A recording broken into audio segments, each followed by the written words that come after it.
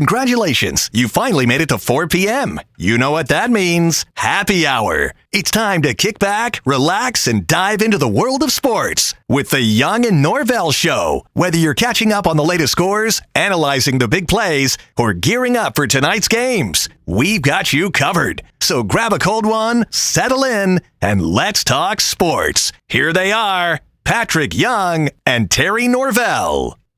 I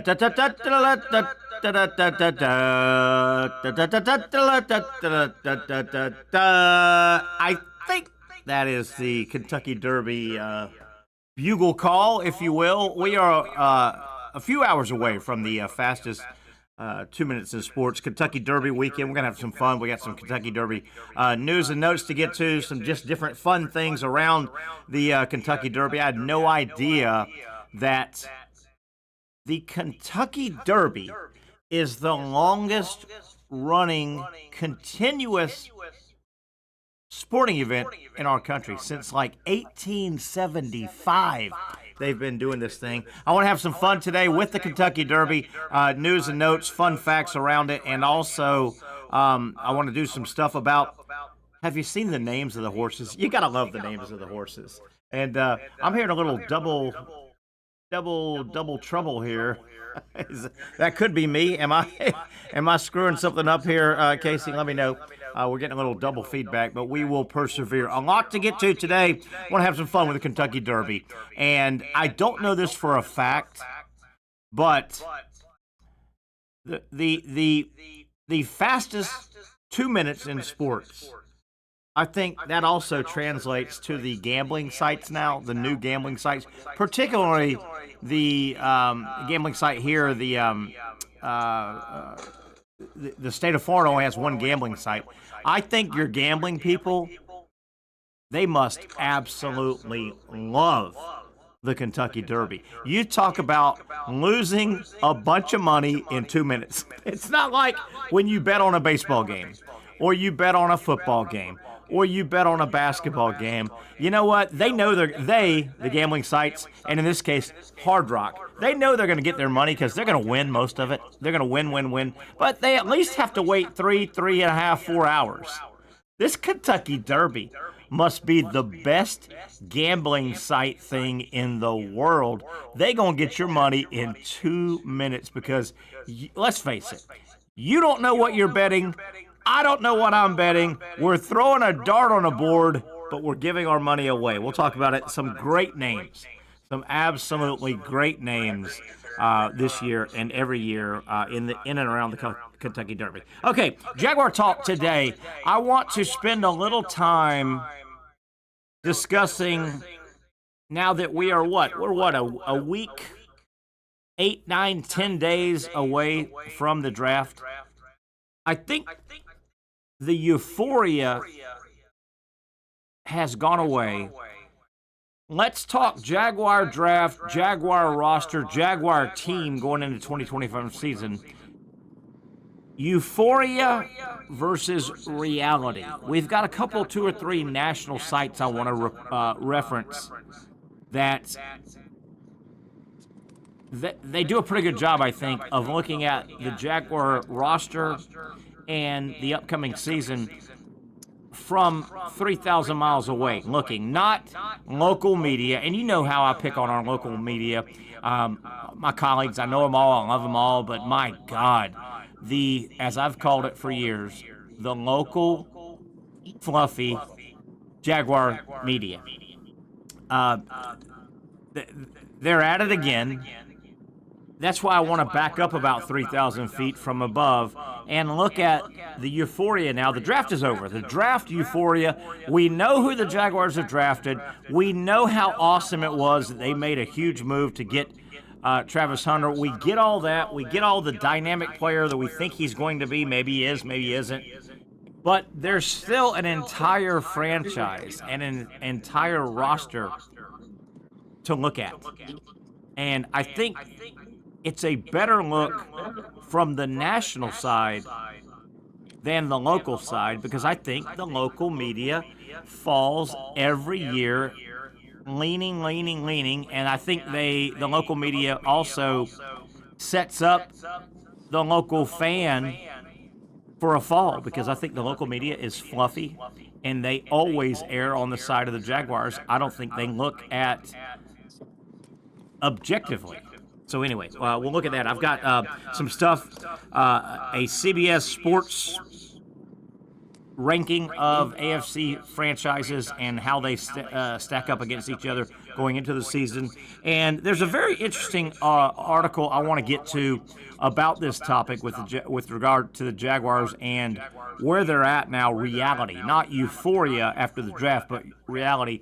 A writer by the name of Mike Sando with The Athletic, I think he did a really nice article. He went and talked to existing executives and got their thoughts, and he gave them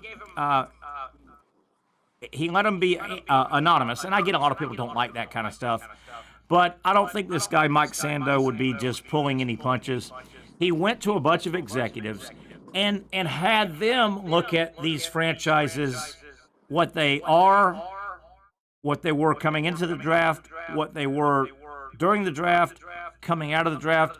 And I think it's really interesting. I think it's really interesting to hear what other executives think of the Jaguars right now, today. Post-draft, new players on the roster, existing players on the roster, coaching staff, where they're going. I think it's really, really interesting. We'll get into that as we cruise here on a Friday edition of the Young and Norvelle Show here on Action Sports Jacks. I think it hasn't happened yet, but I think this weekend will be a big portal decision weekend. I think you're going to, by the time we get out of here on Monday, I think we're going to have a lot of portal basketball and football players that have made their new home. They have made their announcement, and we will know in particular basketball. The biggest, and I'm not saying Gator basketball is bigger than Gator football, but I think the biggest portal decision that could happen this weekend to affect the Florida Gator athletic program is Desmond Claude, the USC 6'6" guard in basketball that is seriously considering Florida. I think if he announces over the weekend for Florida, that is a massive hit. I think Condon's coming back. If Condon comes back and Claude announces to Florida, and I know this won't happen because Florida's not a blue blood basketball program, even though they've got 3 titles and as many titles as anyone since the year 2000. If Florida's front court comes back, including Alex Condon, and I think the entire front court's coming back, if they replace the back court with Xavier Lee, who's already in the fold for Florida, if Desmond Claude comes in, I think Florida should be the number 1 team in the country, preseason. I think the Gators should be preseason number 1 in the nation, just my thought. And we'll see. I don't think they are... Here, let me see if I'm... should I cut something off here? How about that? That better? No? Can you hear me now? Is that better? Oh, Patrick Young! Man. Patrick Young, where you been? I've been listening to you the whole time. I guess I had to hit this X button, which sometimes when we're on remote, I don't have to hit the X button. But now I hit the X button. What are you doing? Did you hear me? How'd I sound? I heard everything. You sounded terrible because of the double sound. But did I sound smart? Did I sound smart? You sounded like you believe what you're saying. I do, man. If you don't believe it, they won't believe it, right? Right, I agree. How you doing, man? What's new? Friday, beautiful Friday today out there, isn't it? Yeah, it is a nice Friday. It's a great day. Absolutely, no complaints. Hey, you ready for this? You know what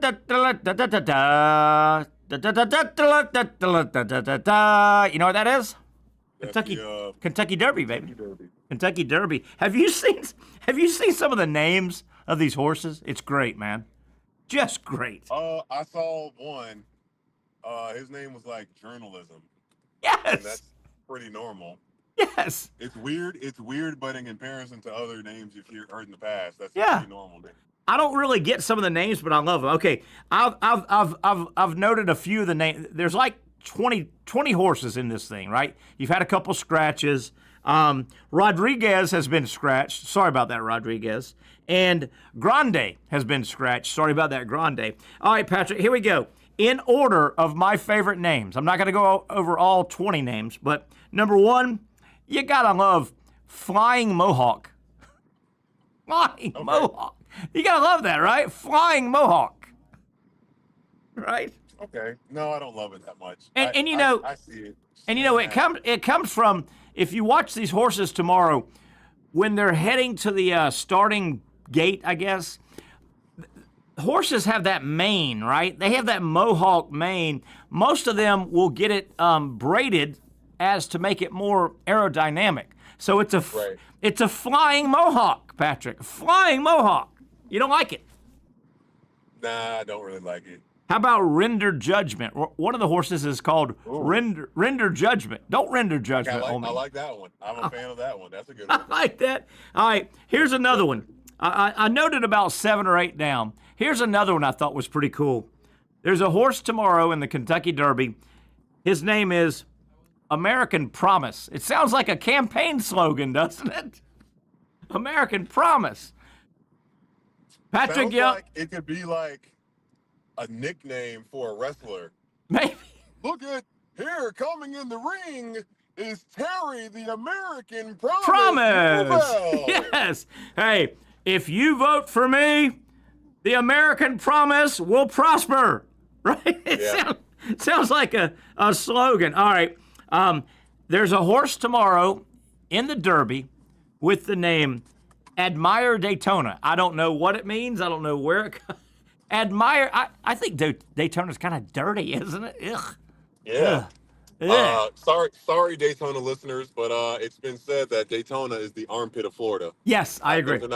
Those are not my words. I agree. I agree. Daytona has got some funk on it. I agree. And you mentioned it. I don't know if these horses are related. I don't know if these two horses I'm going to bring up for tomorrow's Kentucky Derby, I don't know if they're owned by the same owner.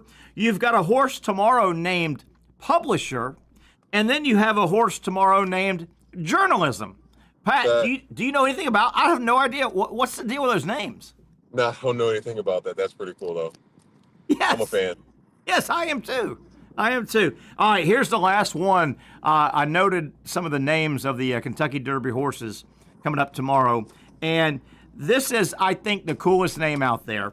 And if you are an aspiring rap artist, you got to grab this name. There's a horse tomorrow in the Kentucky Derby named Tiztastic. Tiztastic. Tiztastic.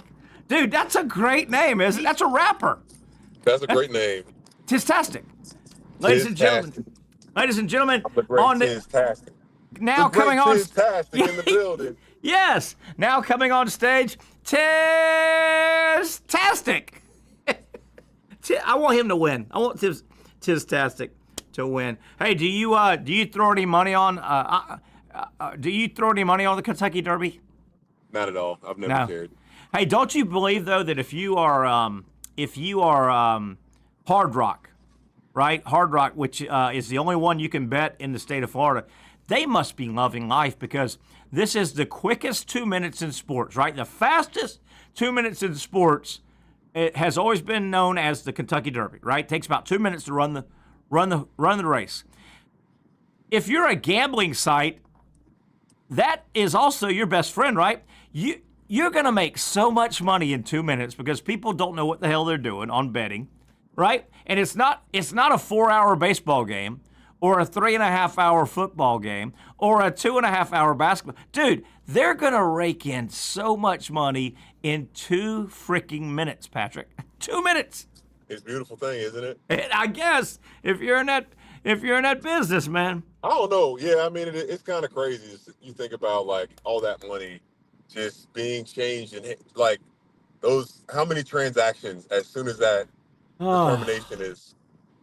Like how many at that exact moment when you find a winner, how many, and it's all listed, how many transactions are happening? Oh. Millions. They must. Millions. The gambling Millions sites. of transactions are happening. Yes, the gambling sites must love the Kentucky Derby. It's over in 2 minutes. And Crazy they have enough enough server power I to keep guess. that up. Boy, that's a good point, Patrick. But you also made a good point a moment ago. All right, the race will end. The horse will win in about 2 minutes. It'll take about another minute and a half probably to verify the results. And they post that bad boy. How much money immediately goes into their pocket? It's got to be ungodly, right? It's not a 4.5 hour. It's not a 4.5 hour football game. This is in 2 minutes. They must pocket so much freaking money on these gambling sites. Oh, Without a doubt. I'm gonna try and put a little bit of money on. Can you do it? I don't know. Can you do it on Actually, let me pull this up. Do you have a Patrick Young? Do you have a Hard Rock app? Do you mess with Hard Rock a little bit? No, I don't even have the app. Yeah, I do. I mess with it a little bit. I don't gamble much. Never have. I got it set up about 6 months ago. I'm going to pull it up and see. I guess you can bet on the Kentucky Derby, right? You just pick horses, I guess, right? You should be able to, right? I guess so. It's just it's slowly working. Hey, Pat, I'm expecting not just for Florida, but just across the board. I expect before we get out of this weekend, say Monday morning, I think there will be a lot of basketball and college football portal announcements. I think this is the weekend. A lot of guys are visiting.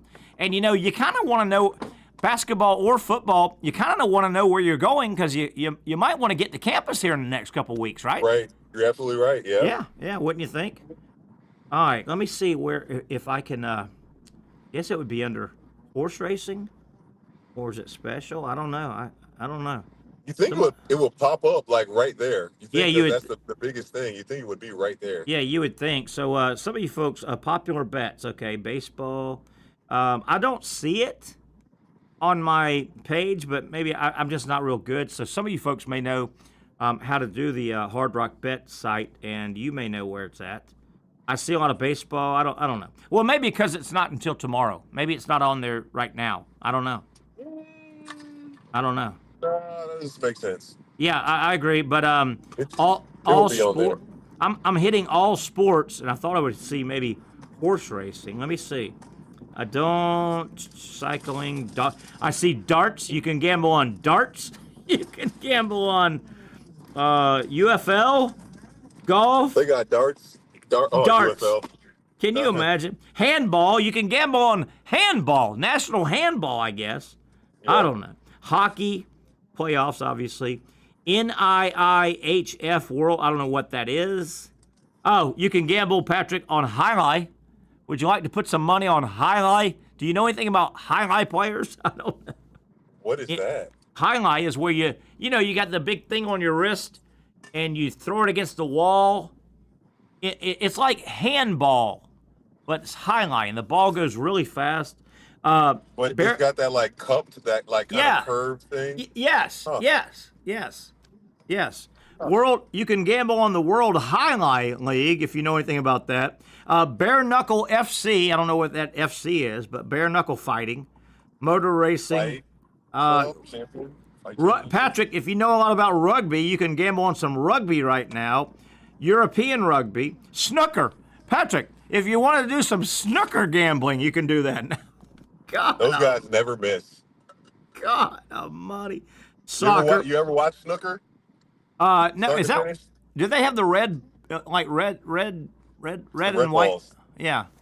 No. Red, do you? red and white. I don't know. Do you know how snooker works? I don't know how snooker works. I know it's bigger than a standard billiards table, right. And then it is also the holes are smaller, I believe. Okay, Patrick, if you so choose, if you think you know a lot about table tennis, which we call ping pong, you can gamble on ping pong for God's sakes. Volleyball. I'm waiting for you to find one that I like. Oh yeah, that's the one I like. I don't see horse racing. I don't know. I may be a neophyte here. Maybe horse racing does their own gambling, and they've. I don't know. Can you not gamble on the Kentucky Derby on Hard Rock? Somebody answer that question. Cricket. Hey, Patrick, you want to gamble on some cricket this weekend? Oh my gosh. And you probably know a little bit about the Indian Premier League of cricket. Boxing. I didn't know if any is How boxing. do you gamble on a thing that sometimes lasts 3 days? Yeah, I know. Good point. Good Right? point. Yeah. Good point. Good point. They have matches that will last 3 days. All right. I do not see on Hard Rock Bet if you could gamble on the Kentucky Derby. That's just wrong. I want to give my money to the Kentucky Derby. How can I not do that? Their corporate people would go insane hearing you say that, and Yeah. that you want to gamble and can't. Yeah. Oh man. Yeah. It must be protected. Somehow there must be, horse racing must have their own entity or something, you think, right? Horse racing would be on here, right? I mean, there's cricket here. Cricket. Right. Hey, Pat, I don't know if when I'm putting our shows together, when I'm bouncing around different sites, especially like this date in sports history and stuff, I don't know if anybody realizes, and you got to understand, the country of India, you know how big India is? Just a massive country. Yeah. Cricket is like the national sport in India. Cricket is a huge worldwide sport. I don't know much about it. I don't understand it, but it is massive in India. And they got a lot of people over there. A lot of people. Hey, Absolutely. Pat, did you see, and I don't really want to play the video because it kind of gives me the heebie-jeebies. Did you see the Pittsburgh Pirate fan that fell out of the stands 21 feet and landed on the outfield, and he's in very serious... Did you see that? I did. It's hard to watch. It's a hard watch, but it looked like he hit an ejector button. It looked like he jumped over the rail. It looked like he just like stood up really fast, and like his momentum, I don't think he just like did it on purpose. It was weird. But, yeah, it happened so fast. It happened so fast, man. And I've watched it over and over again. I didn't want to play it because it is a little, to see his body land from 21 feet, it's a bad look, and it gives you the heebie-jeebies. But man, for people that have seen it, Patrick, it almost looked like he was in one of those James Bond cars and Bond hit the ejector button. He just kind of jumped. It's almost like he jumped himself over the rail. You know. It was weird, dude. And did you hear the backstory? There's some stuff coming out now, and I think he's in very serious condition. Obviously, I mean, he landed like a sack of potatoes, man, on that field. But the backstory is some of the people sitting around him, some stories have circulated that said earlier in the game, he might have been so drunk that at one point he took his shirt off and he poured a beer all over his body. So maybe he was just so drunk he jumped in excitement. Pat, it was terrible to see, though, wasn't it? It was terrible to see. Ooh. All right, Pat, what do you got cooking this weekend? What's going on with Patrick Young? Oh yeah, no, great question. Is that actually I'll be in? You know where Anniston? Have you heard of Anniston, Alabama? Yes, I've heard of it. I'm not sure exactly where it's at. I will be in Anniston. I'm gonna fly into Atlanta tomorrow. Okay. And then about an hour and a half drive. It's a church out there I'll be speaking at. I actually have some family out there. Right. So gonna get to see them. So that's my last traveling on a flight trip for a long time. I don't have anything that's getting me on a plane. That's after nice. This one for a while. So that's pretty nice. That's nice. Now, did your family set that up, or did they find you? How did this speaking engagement come about? I spoke at a church in Gainesville, and they have this incredible thing, mission that it's called Buy a Tree, Save a Life. Okay. And they've been doing it for, I don't know, 5, 6, 7, 8 years now. A bunch of churches and pastors are all connected to this Buy a Tree, Save a Life type thing. And it's so much more than just that. But there were a bunch of pastors from all around that came to talk. You know, they've raised in the last, since they started, $12 million. that goes towards fighting all really bad things in the world, or Right. yeah, especially when it comes to the trafficking. We know that that's a problem that a lot of people don't want to talk about, Yeah, and sure. it is very hard. But yeah, I spoke there, and one of the pastors there said, "Hey, man, do you think you'd be interested in coming out?" And blah blah blah. And one thing led to another. I'll be on a plane Where pretty does soon. one fly into Anniston, Alabama? I don't know. That's why I'm flying into Atlanta. Oh, you're going to Atlanta and driving over. Okay. That's what I Okay. said. Yeah. I didn't Listen, hear. Terry. I didn't. I didn't hear Listen that. to me. I didn't hear that I'm part. not Joe Moore. Yes. You can't say that, Pat. You can't say that. Hey, Joe, if you're listening, bro, you gotta listen when you talk and have a conversation. You can't be all one-sided, bro. Okay. Goodness. You just told him. All right, Pat. Staying with the Kentucky Derby here a little bit longer. I know we're long here. Do you know what a filly horse is? A No. filly.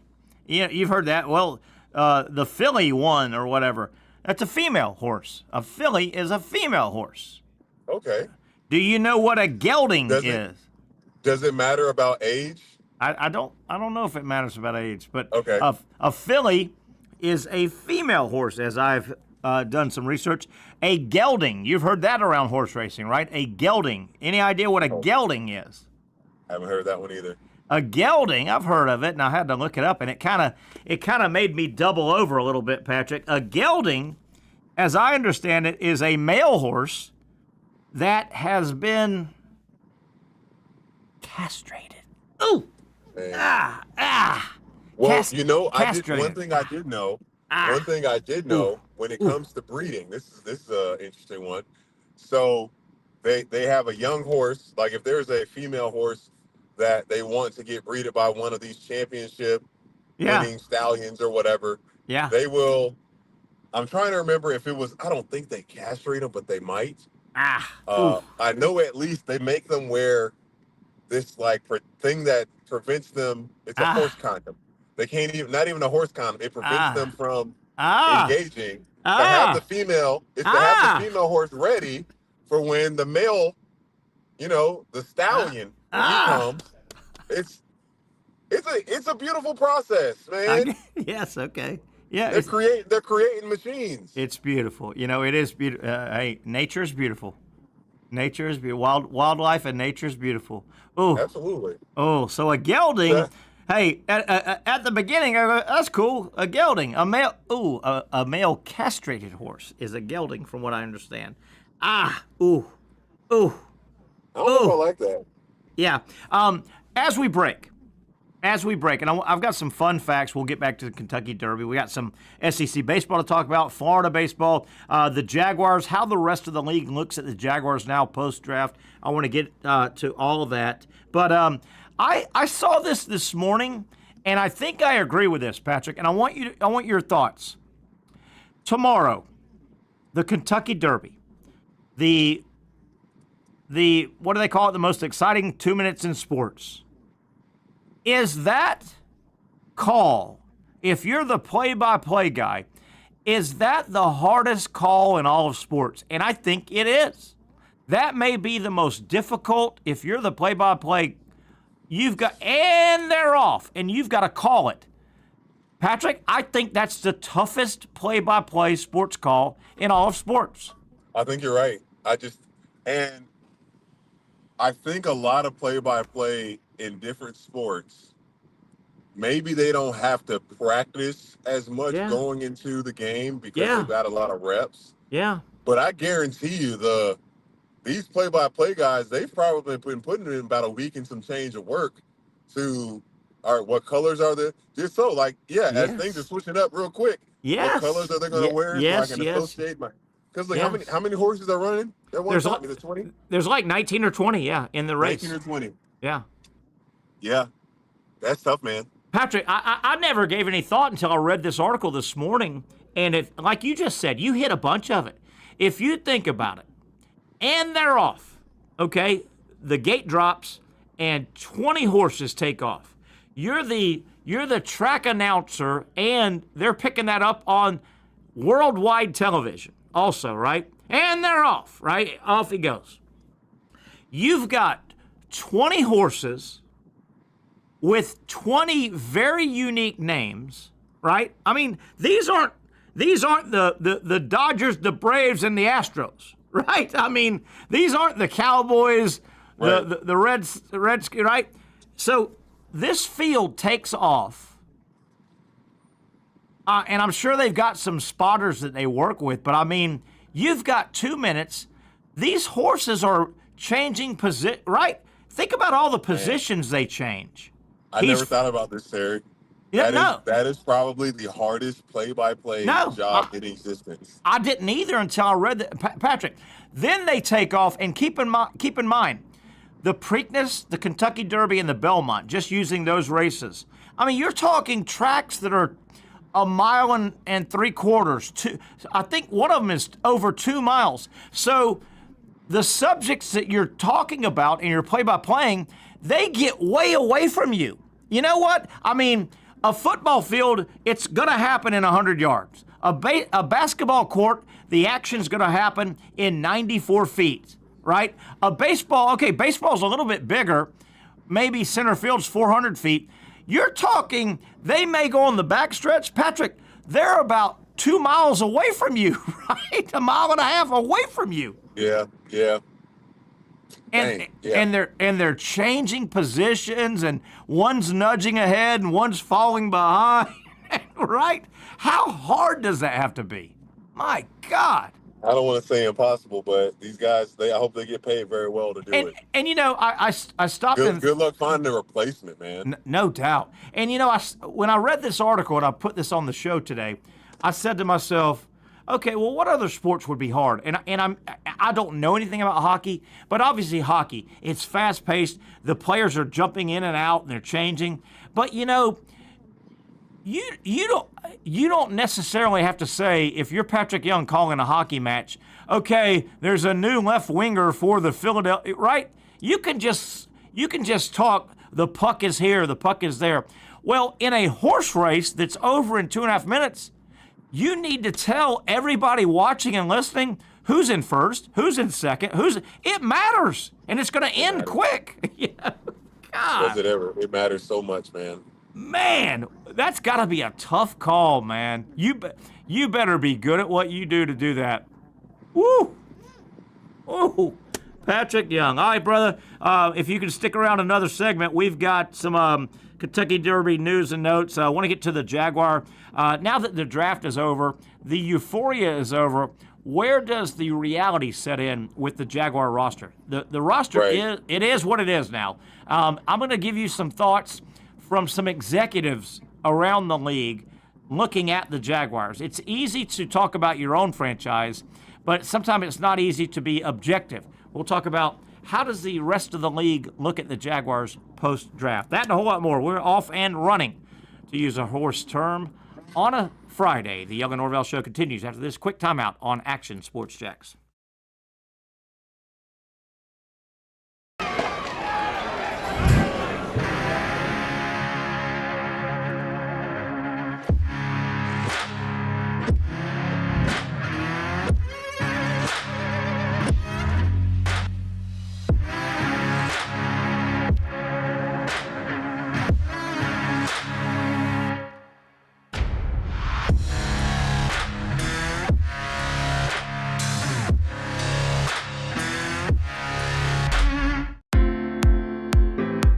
At Southeast Orthopedic Specialists, we know pain and injuries can stop you from doing what you love.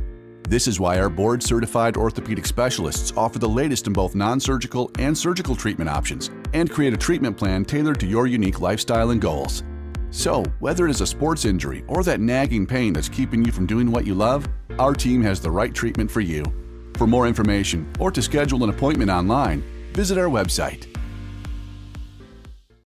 Finally, a family atmosphere, kid-friendly restaurant with a real sports bar feel. Bricks Jack's Beach features all of that and a large, climate-controlled covered patio with misting fans and heaters for all seasons. Mix in an extremely diverse menu that features the most quality and affordable steak at the beach, and there's no reason not to enjoy your next lunch, dinner, happy hour, or big sporting event at Bricks Jack's Beach, 300 2nd Street North in Jacksonville Beach. See you at Bricks Jack's Beach. You really got to hand it to him. Hold on. The previous play is under further review. I'm not sure what he could review, but okay.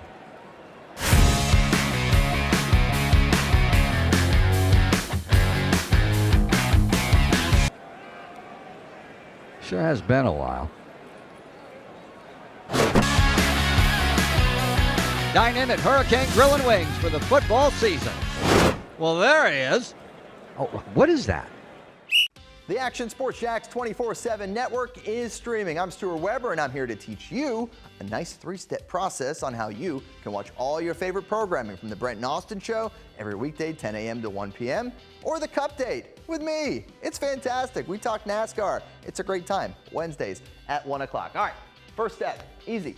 Download the Action News Jax app. You probably already have it downloaded on your phone, so you might already have that one taken care of. Step 2, see that stack of pancakes up there? You click that stack of pancakes, and it's going to bring down step number 3, which is a full screen of all the different streams that you can click on, including the Action Sports Jax 24/7 stream. You click that, the video's rocking and rolling on your mobile device, you're watching all the shows you want to, and you're having a good time. You can also do it on your smart TV with the Action News Jax Now app. I do it on my Samsung TV at home. It's a great way to watch it on a nice, large screen for all the content. That's the Action Sports Jax 24/7 network. Hope you can find it. You trust CGC to make your water great, and now you can trust CGC with your plumbing needs as well. Fast, convenient scheduling, licensed and insured. A quick call away at 904-552-1242. You never know when you're going to have an issue with a shower, toilet, or maybe it's a sink that sometimes is easy to fix. All right, let's be honest. I'm not fixing anything. I'm totally staging this because when I have a plumbing problem, I call CGC Water Treatment and Plumbing. Trained professionals, transparent pricing, customer satisfaction. Small problem or even a bigger issue. Maybe you need a new tankless water heater or something a bit more intricate. The experts with 25 years of experience at CGC Water Treatment and Plumbing can do it all. Call 904-552-1242 or visit cgcwater.com. That's 904-552-1242 or cgcwater.com. CGC Water Treatment and Plumbing, an authorized independent Connecticut dealer. Florida license number CFC 1432579. Of overhead Jacksonville there on a Friday. Weather warming up. Great weather out there today, man. Great time of year. Hope you're out and about all weekend enjoying it. I know I'm going to try and get out and spend a lot of time outdoors, including Patrick Young heading over to JU as we welcome you back to the Young Norvelle Show. Heading over to JU 9 a.m. My niece is graduating from Jacksonville University tomorrow morning. Another family member with a great education, Patrick. Great education. That's awesome, man. How about that? She's a violinist, a very accomplished violinist. Went through the music program over at JU. Wow. And that's incredible. And Have you had a chance to hear her play? Oh, I've gone to a million concerts over on campus over the years. And, you know, she did the whole. And by the way, Paige Scott, my sweet niece, Paige Scott, graduating from JU, and she picked up the violin. Probably, I bet she was, 9-10 years old. And my wonderful brother Randy, who helped raise her, who recently passed away in November, he really was the impetus. He got her started in that, and it's been wonderful. She went to all the fancy schools here, like Douglas Anderson and all those fancy schools. And then it's hard to get in DA, and it's hard to get in JU. And she's very accomplished. Of course, Patrick, you know me, I'm just old Rube from the West Side. When I used to see her play the violin, I'd say, hey, Paige, can you play The Devil Went Down to Georgia? Devil Went Down to Georgia by, who's that country guy? And she said, Uncle Terry, we play classical music here. Bach and Beethoven and Chopin, not Charlie Daniels, The Devil Went Down to Georgia. Yeah. Oh boy, Patrick, I gotta grow. How'd you feel when she turned you down? You're like, yeah, okay, dang. She said, Uncle Terry, I don't think I can ask my my accomplished music conductor at JU, hey, could we play The Devil Went Down to Georgia for my Uncle Terry? Oh my gosh. Oh, but I'm real proud of her. I think, hey, by the way, real proud also, UNF is graduating today. I think maybe like right now, our buddy Ben Dobbins, one of our part-time producers, He's graduating. It might have been 1 o'clock today. UNF today, JU tomorrow. And then next week, I think all your high schools. Everybody's getting out of school, man. Everybody's getting out of school, Patrick. What are we going to do? They're all out of school. All right, Pat. That's nice, man. That means no more school buses on the street for the most part. It is nice. Not no more, but a lot less. Yeah, the next several months, it'll be nice. Still drive safe, but you don't have to worry about all the stuff. Boy, you get behind. Hey, you get on the wrong road, the wrong one-lane road. Oh, my gosh. Behind the school bus? Woo! Boy. Yeah, that's why it's when I was having my stepdaughter, we had 3 different ways we could go to get to University in Christian. And I learned real quick that one of those ways was not the way, because if you get stuck behind that bus, it was school zones, the big bus, or you just got to, get there earlier. Got to leave on time. Yeah, I agree. All right, Pat, I hope you can stay with us here. I want to go over some of this Jaguar talk regarding, this was an article, a couple things. Number one, this really is a exercise on the draft euphoria, and there was euphoria. When the Jaguars made that move for Travis Hunter, that was cool. It was euphoric, and everybody's excited, but in the grand scheme of things now, everything's gone by 10 days or whatever. Where is the franchise? Where is the roster? And a couple of national sites, including, I think one of them is CBS Sports, they did one of their writers did a story on the AFC. It said, okay, post-draft, let's rank the 16 franchises in the AFC. Of course, the Jaguars are in the AFC. You want to take a guess where he had the Jaguars? One being great, the best, and 16 being the worst. Any guess? And this is post-euphoria, a third party.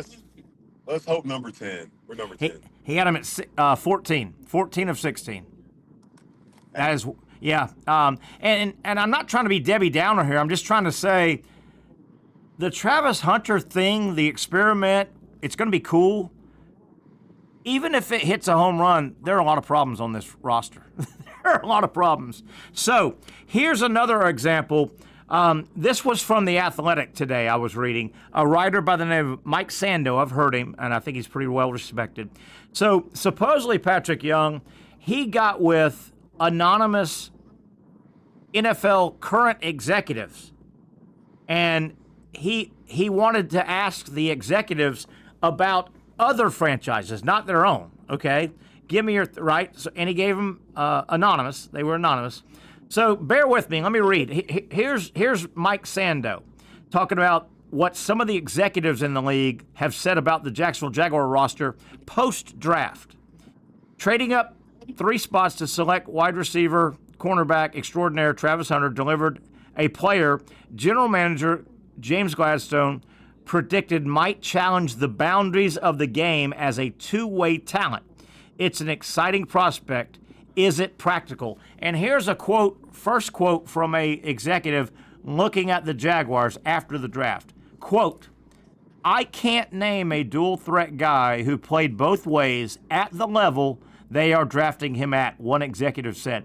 Deion Sanders, Rod Woodson, they all settled into whatever their position is. As soon as he, Travis Hunter, gets one injury and is out for 3 weeks, he is going to one side of the ball, end quote. That's an anonymous executive just kind of giving his thought from 3,000 miles away on the Jaguars. Okay, you get that, Patrick? Yeah, interesting. Interesting. Now, this article goes on to say the general feeling on the Jaguars was that they got a great player in Hunter, but paid too much by sending their 2026 first-round pick to Cleveland as part of the deal to move up 3 spots to the number 2 slot. I quote again from the article, another general manager quoting on this, and I quote, the Jags have a young general manager who, by all accounts, would be more analytical, the analytics end of it, inclined in his analytically, there you go, inclined in his decision-making in an organization that you think holds analytics in high regard. See, Tony Khan. Another executive said this, Patrick, quote, and what do they do? They then do the opposite of analytics and draft up to select a non-quarterback. They go on in this article to say the Jaguars' 2025 post-draft Vegas win total of 7.5 is tied with 6 other teams for 8th worst in the league, which suggests the pick going to Cleveland could be high because they got to give Cleveland their pick. And two more quotes, Pat, and I know this is bad TV, but two more quotes. No, that makes sense. So, yeah, it does. Giving up your first-round pick isn't that bad if you know you're going to be a much later first-round draft pick. 28 or, yeah. Not that bad. Yeah.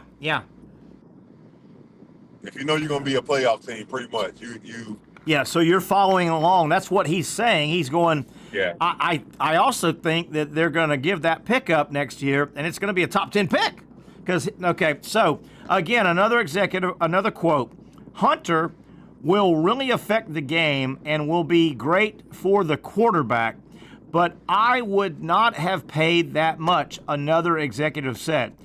Quoting again, we'll see when they are not picking in the first round next year how it feels, and if it's a top 10 pick that they traded away. Ooh, that's just what you were talking about, Pat. They might have given up a lot for a team that's not going to be really good. Well, the thing here too, maybe James Gladstone's thinking he might have some players that he might want to give up in the future here to get a first-round pick back. So that's why we can't say dead in the water based off of this one move. Yeah, you're right. We got to go all the way up. You're right. You got to play it out. The result of the season. Yeah. The health of the season. Yeah.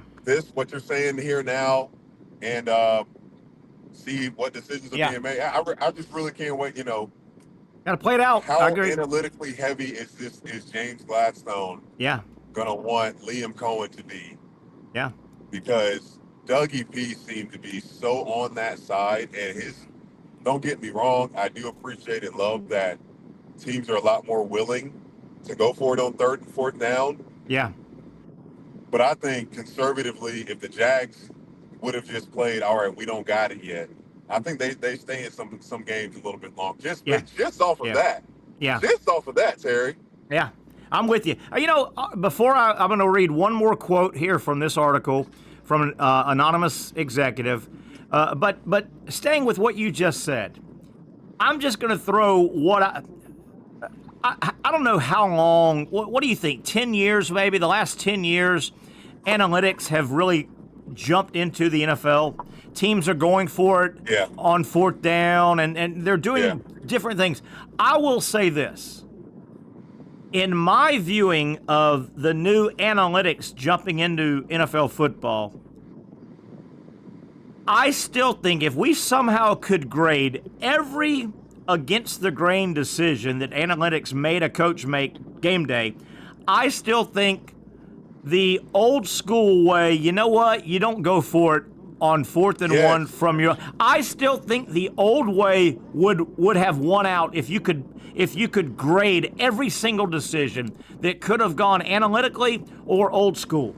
That makes sense? And I would say you look at it more so because it's the analytics to an extent aren't necessarily saying you're going to win, but it's trying to say you'll be in a better position. And I'm Good point. Well, if you punt the ball and don't give them the ball on then they have a much better chance of spreading the gap. Good point. Of those points. That's where it's like, if you go for it, you got a chance. But if you don't, they're probably going to put 3 to 6 more points on you here. And good point. Now it's here's your chances of winning the game. That is a good point. All right, let me go. Man, it's dumb. Yeah, punt the ball sometimes. Like I think if you weighed every new school analytic decision in the NFL for the last 10 years that would have gone against your basic football 101 decision, I think football 101 would still win out. And I think football 101 would win out. you know, Terry, I'm thinking of this now. So obviously the Lions, they're a little bit of an outlier Okay. on how much they go for it. They have a very high level of confidence in their guys, and they get it a lot, as well as they do follow the analytical side of that more often than not. Yes, they do. Do you want your head coach to have, because it can become delusional, right, Terry? Yeah. If you're like, I believe my guys can get it every time on fourth down, but you actually don't have the guys. But is that detrimental to your guys' confidence? Oh, snap, coach doesn't believe in us. And it's like, no, this is the smart thing to do. This is how you stay in games. Yeah, yeah. What do they say? Sometimes the best play is to punt.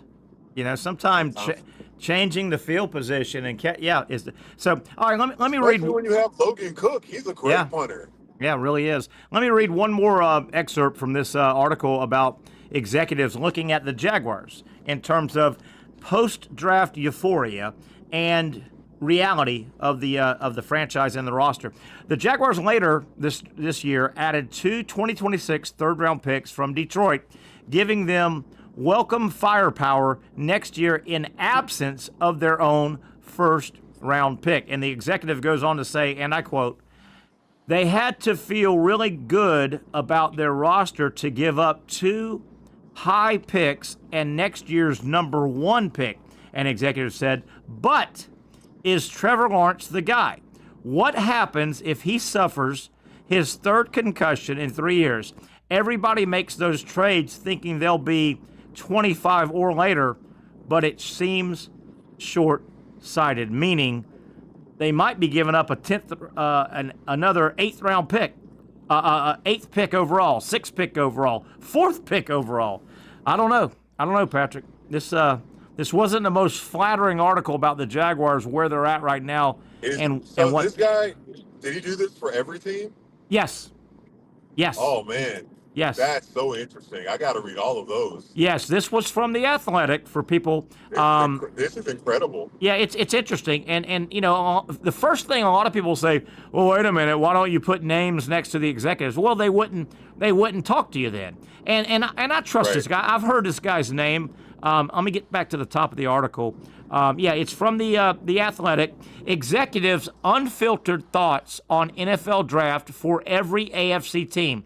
Did the Browns get it right? That's the headline. And the guy is Mike Sando. I've heard his name. But he's taken both divisions and supposedly talked to executives not from that exact team, outside executives talking about another team. And it wasn't real flattering for the Jaguars what they did. Now, the euphoria of Travis Hunter, we all fall for that. It's great. It's awesome. But where is the roster? Where is the franchise? Are they any better off, really, you know? Right. Interesting. Yeah. Brilliant. No, I mean, this is and I really hope that those guys, you think they're reading this? They've got to. You would think. I mean, you would think. By the way, the article went on to say, and it talks about each franchise. What areas do you think they're still struggling in? The Jaguars are noted to be struggling still. Offensive line, tight end, and safety.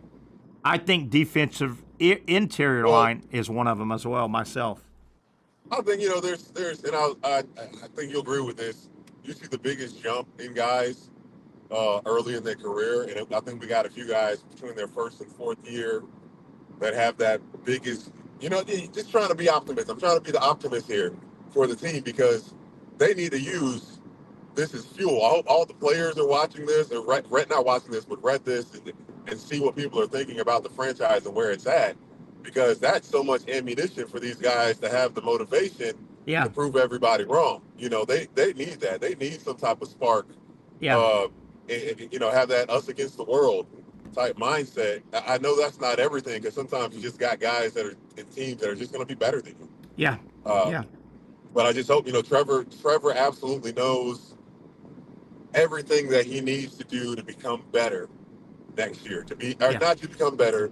He's a very good quarterback. He just has not scratched his ceiling. Yeah. He has not scratched his ceiling professionally yet, Terry. Yeah, I'm with you. Wouldn't you like to know what is in Trevor's mind? Does he feel pressure? Does he feel, hey, I've played well, our team's terrible? Does he feel like, man, maybe I wasn't the one of one? I'd like to know what, because Trevor Lawrence, until he got to Jacksonville, has not experienced much failure at all in his athletic career. I mean, not at all. Not at all. There's no way, man. The amount of winning he did leading up, and realistically, he knew he was going to lose. Yeah. Again, but I think in the way in which he had his first year with Urban Meyer, that really did a number on him. Yeah. It really did, man. What about and we only have a couple minutes before the top of the hour. We'll let you go, Pat. I think Brent's coming on, so you can get about your weekend. But what I'm going to bring up goes back at the feet of Shad Khan. If you look at Shad Khan since 2012 when he took over and owned the team, he has failed on every major decision. Shad Khan brought in Urban frickin' Meyer. What was that? Right? Everybody likes to say, well, what a disaster. Meyer was terrible, and that hurt Trevor Lawrence. Okay, your owner signed off on that. Right? What in the world, Shad Khan? What in the world? Right? And well, maybe his people said, well, at some point, you listen to your people, but you got to make the decisions on. He brought in Urban Meyer, for God's sakes. Never coached in the NFL, had been out of what was he thinking with a brand new quarterback? I know, man. And who did we fire? Who got fired before Urban? Oh God, was it Marone? Marone, Malarkey, Gus Bradley. You can't keep up with them, right? I know, right, man? Right. Gene Smith, Dave Caldwell, general managers. Khan has literally not made one major correct hire. Literally. He's bombed every major hire that he's made. Isn't that hard to believe? As successful Because part of me is uncomfortable to sit with that and believe this guy's so successful. I know. When it comes to his outside football ventures. I know. And I'm not going to say, that he hasn't brought joy or positivity or he hasn't brought some good things to the football side, but there has not been any consistency since he's taken over. Any consistency doesn't always necessarily a major or own pivotal component to success, but when it's not successful, it definitely is a major factor because your ass is consistently bad. Yeah, it is weird that you can be. 4 wins last year, bro. What? 4 wins. And you've seen the numbers. And I don't. This isn't a bash Shad Khan, but it's at some point it is. If you look at, and people have done these articles, if you look at Khan's 2 major sports entities, his soccer team over there across the pond and the Jaguars combined, it's some of the losing worst records in the history of sport. Yeah, it's just god awful. His soccer team it sucks too. I think for years they may have gotten a little better, but I think they've been terrible. And I've seen articles that have combined the two and said, man, this guy's one of the worst all-time owners ever. If you just go by the numbers. Now the flip side, and it's always the flip side, is the cash side. The cash side says he bought for $740 million, and he could sell right now for $4.5 billion. So it's hard to say you lost, okay? But on the field, on the pitch, it's been a disaster. An absolute. You think he would ever actually sell the team? I don't think he would ever sell the team. I could see him cashing out. I could see him giving it to his son. Yeah. Oh man, that unless they turned around in the next 4 to 5 to 6 years. And you know, Khan, I don't know his age. He's probably pushing 70. He's probably mid-60s. Unless they turned this franchise around in the next 5 or 6 years, Jacksonville proper, can you imagine the headline, hey, Shad Khan stepping down, turning over the team to Tony Khan? Most people think Tony Khan doesn't know what he's doing. I hate to say this, but Mr. Analytical, most people think Tony Khan, I shouldn't say most people. I know a lot of people that think Tony Khan's one of the big problems. He shouldn't be in his position and carrying weight down there, right? He's just the son of. That doesn't mean you know what the son of doesn't mean you know what you're doing. You know? I don't know, Pat. I guess I guess I'm not going to be asked to become a wrestler on his. Look at Bronny, Terry. Look at Bronny. Yeah. Look at Bronny. All right, Pat. We're up against the hour break. If you need to get going, I know you got a busy weekend.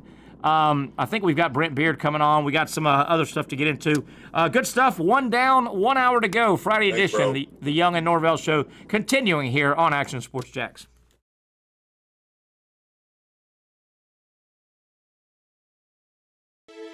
For those dealing with pain from a sports injury, arthritis, or spine condition, Southeast Orthopedic Specialists offers innovative new non-surgical options. Our regenerative medicine treatments, including platelet-rich plasma and other regenerative treatments, use your body's own restorative cells to aid in treating injuries. These procedures are performed in our offices and typically require minimal downtime. If you want to get back to doing what you love, our regenerative treatment options may be right for you. For more information or to schedule an appointment online, visit our website.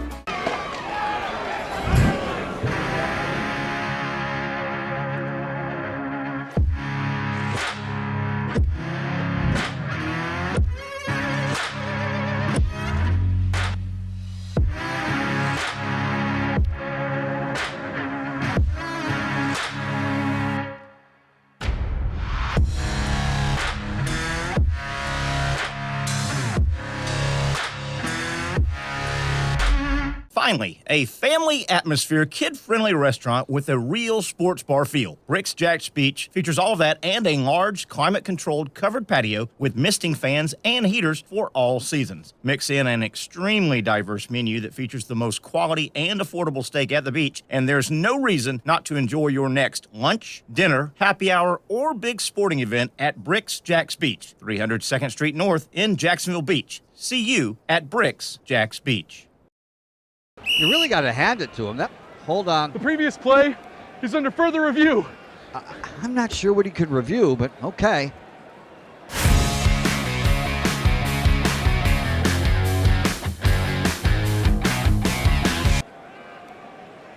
Sure has been a while. Dine in at Hurricane Grill and Wings for the football season. Well, there he is. Oh, what is that? Hey everyone, Olivia Tasley here from Action Sports Jacks to tell you all the different ways you can watch our new 24/7 network. 3 easy steps. You don't even need a pen and paper to write it down. Step number 1, download the app. Search Action News Jacks in your app store either on your phone or your smart TV. Then, once you're on the app, click on that little drop-down menu in the upper left-hand corner with the 3 little lines.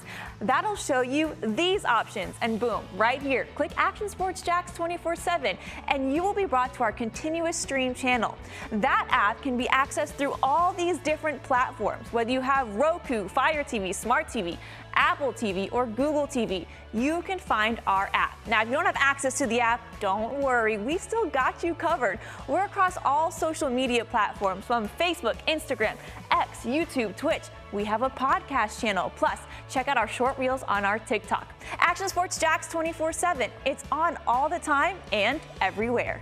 It's a new logo, new branding. With Bold City Heating and Air, it's an old school approach. One of the few locally owned and operated air conditioning businesses left in Jacksonville. It's hot, Florida in the summer. You can't do much to avoid it, but you can keep cool with Bold City Heating and Air. It's every customer counts kind of service, from when these trucks have pulled up to my home over the last couple of years and when they pull into your driveway as well. From communication to pricing to the actual service, everyone at Bold City Heating and Air cares about you. You know who's coming to your house. You know they will be well trained and they will respect your home. air conditioning convenience at BoldCityAC.com. Stay cool while it gets hot. Bold City Heating and Air can help. Don't get caught sweating all summer. BoldCityAC.com. And they have financing to help. New systems starting at $110 a month and $50 off any repairs. Stay safe, stay comfortable with Bold City Heating and Air at BoldCityAC.com. Homegrown in your hometown. Okay, we got a lot of stuff to get into. Hour number 2. Glad you're with us here on a Friday afternoon. Gorgeous weather outside. I think it's going to be a really nice weekend here in the North Florida area as well.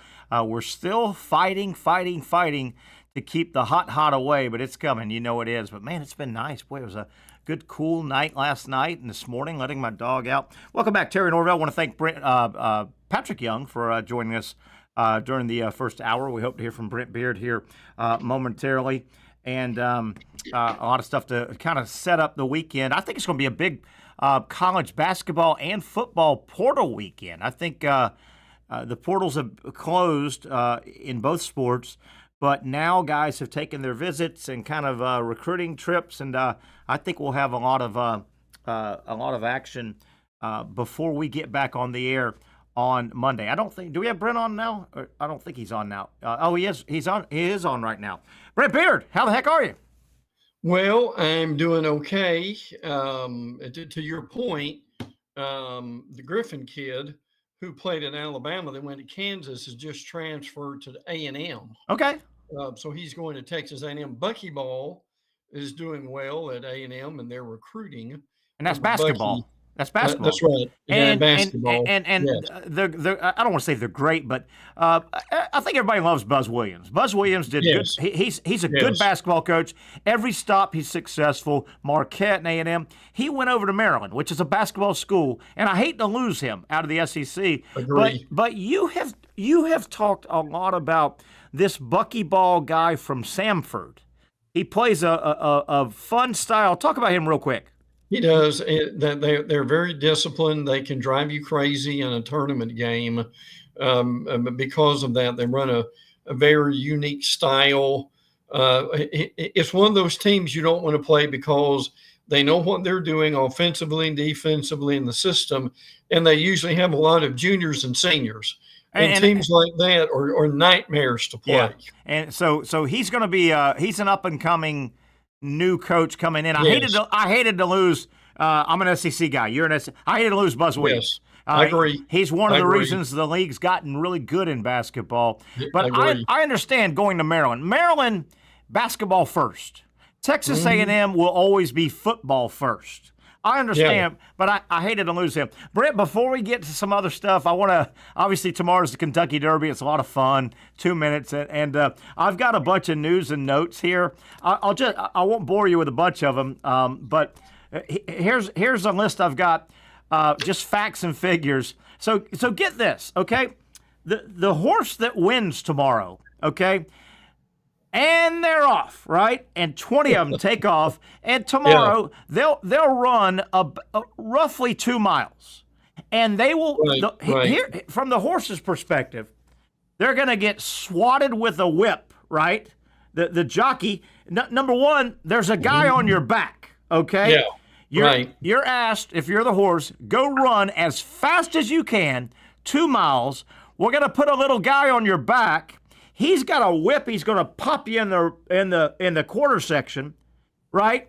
And you're going to be racing a bunch of other really good horses, and it's dirty and it's hot and it's hard. Okay, so when you come around that 2 mile, right? And if you win, Brent, here's what I don't get. After you've done all that, here's what they're going to do. The winner at the Kentucky Derby will be presented on his back a garland of roses. You know, the big thing. Oh, yeah. Right. Those roses, they're going to put 40 pounds of roses, 122 inches long, that contain over 400 roses on his back after he just ran 2 miles. And Brent, and the little guy's still sitting on his back. Yeah. Hey, I'd be curious what the winning jockey gets for that. Yeah. As far as the prize is concerned. Now, help me on this. And I admit my my Derby knowledge is limited, but that I noticed the time for the race, and it was like 6:57. Isn't that Terry? If I saw that right, and Zach might know, but isn't that an hour later than they normally run? Just thinking about all the years where I was messing around with friends, or the Derby's a big deal. And I've met friends out. I've gone to people's house. Yeah, it seems like that thing used to go off at 5:45, 6 o'clock. Yeah. It's gonna go off at 7. I thought I saw 6:57, but we probably need to Google that. But it wouldn't surprise me though. I just thought that was unusual. They're just trying to get me to go to sleep, aren't they? They're just trying. They're just trying to get me to go to sleep. Brent, we're bouncing around a little bit. Did you see the Pittsburgh Pirate fan jump out or fall onto the field? Yes. What did you make of that? That looked so strange. I don't know. And he's still in critical condition, Yeah. from what I understand. But boy, that was just awful. I'm not. I mean, Terry, was he trying to get a foul ball or something? Or I don't know. It almost looked like he was shot out of a James Bond ejector seat. It just kind of it was weird. And then it was a tough watch. I mean, to see the human body fall 21 feet. No doubt. The body's not supposed to hit the ground like that. Oh, it was ugly. No. It was ugly. Brent, we're really coming down to the nitty-gritty now. 3 series left in SEC baseball. Florida is on the road, playing good ball right now. They're at South Carolina. They're sitting at 8 wins. They almost need to go get 2 at least. And South Carolina is a rebuild. Boy, this has been fun to watch Florida catch fire here, same as they did last year. Yeah, I agree. And now, again, they played some not so good teams like Missouri. Sure. As a matter of fact, I know we've laughed about this a little bit, and we're not being disparaging against Missouri, but I mean, they still haven't won a conference game, have they? They're 0-21. Yeah, you got 3 more series. You go to 30, and I mean. It is sad, man. They are 0-21 in the SEC, Missouri baseball. I mean, that's really awful, to say the least. Yeah, some big series this weekend. Alabama plays Vanderbilt. I know there's a front coming through right now in the state of Alabama, and some bad weather. So and that front is like from started in like Arkansas or Mississippi or one of those, and it's just coming across. So that might interfere with some of the. Has anything gotten moved to your knowledge? No. Well, there's been a few games that have been moved up an hour. Gotcha. Speaking of Missouri, Georgia plays Missouri, but to your point, no question, Florida needs to continue to play. And the good thing is that they're not as destitute this time of year as they were last year. No. They are playing better. Yeah, they are. You're right. There are some big, obviously 3 series left.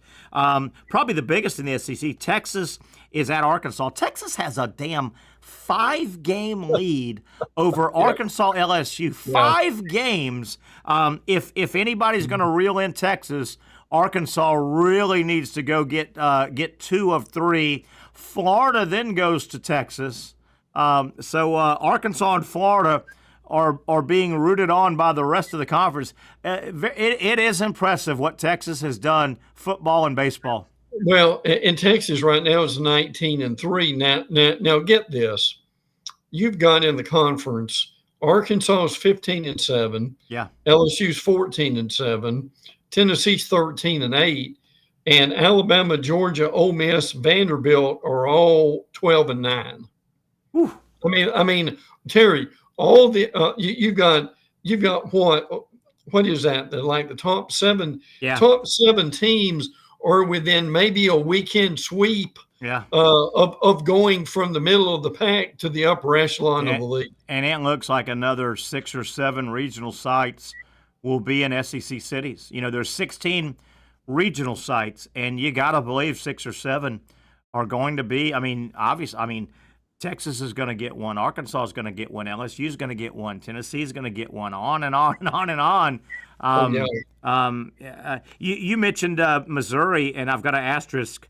I've got an asterisk by 2 SEC programs right now for the negative. You feel a little bit. Kentucky this weekend is at Mississippi State. You wonder, Mississippi State just fired their coach. And you wonder, do they just pack it in? And then I've got an asterisk next to Missouri. They're 0-21. You don't want to have a bagel. You don't want to be 0-30. Georgia is at Missouri, and you got to believe if Missouri's going to get a win, it'll probably be at home. They better get one quick because they're running out of series. You know? I'll tell you one thing, too. South Carolina is a miserable 5-16. Yeah.